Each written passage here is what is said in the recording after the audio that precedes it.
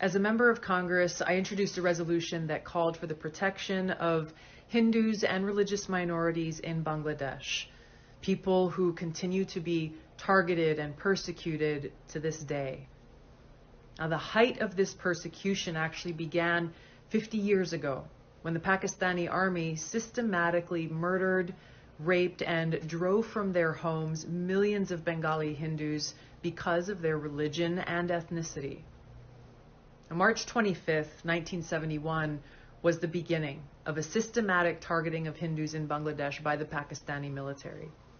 It began in Hindu neighborhoods and villages, first at Jagannath Hall, which was a Hindu dormitory in Dhaka University, where 5,000 to 10,000 people were killed on that first night alone.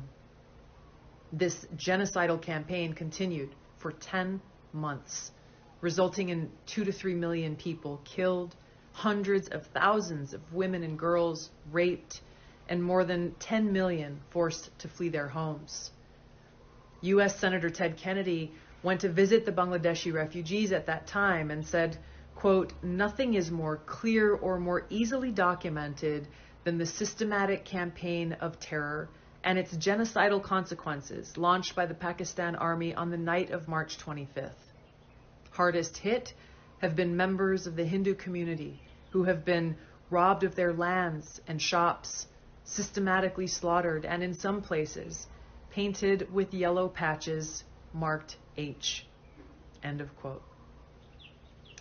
Now, the Islamist, not to be confused with Islam, the Islamist persecution of Hindus and other religious minorities in Bangladesh didn't end with Bangladesh's independence. That campaign continues to this day with horrific targeted attacks, murders, homes being burned down, and families who continue to be forced to flee. In the early 1900s, Hindus made up roughly 33% of the Bangladesh population. Because of this persistent Islamist campaign targeting Hindus, just 8% of Bangladesh's population are Hindus today. Just a few days ago, in Bangladesh, hundreds of hardline Islamist extremists attacked Hindu temples, destroyed a train, set fire to government buildings, the press club, and public buses, leaving dead and injured behind.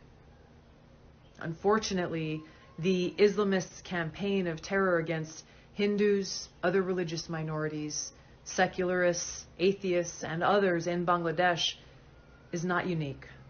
It's been going on for centuries.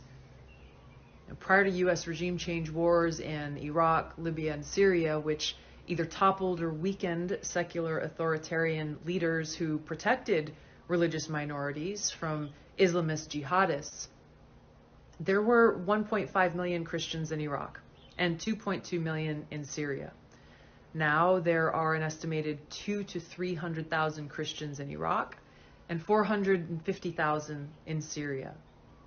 Afghanistan was a very multi-religious country which included Hindus, Buddhists, Zoroastrians, and more prior to the Islamist takeover.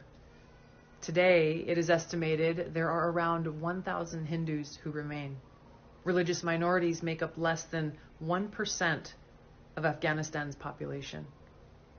Until the leaders of the United States and the world condemn and commit to defeating the Islamist exclusivist ideology, an ideology which holds that all non-Muslims and many so-called quote-unquote heretical Muslims need to be wiped from the face of the earth, enslaved, or at the very least kept as second-class citizens without the right to own land, worship openly, etc., like in Pakistan, the jihadist campaign of terror will continue throughout the world.